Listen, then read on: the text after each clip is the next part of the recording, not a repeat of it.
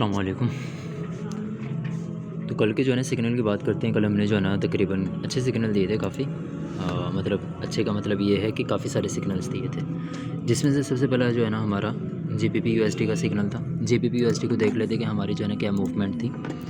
तो ये है हमारा जीबीपी यूएसडी। 2 मिनट वेट बस, आई थिंक नेट स्लो हो गया।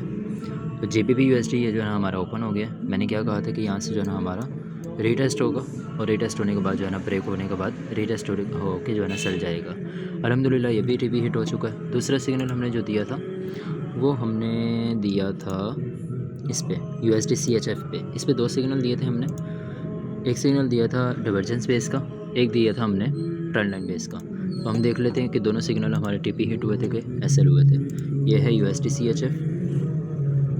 CHF को मैंने कहा था कि एक डाइवर्जेंस बेस पे था, एक डाइवर्जेंस बेस। ये देखें, ये डाइवर्जेंस का पहला टीपी हिट हो चुका था।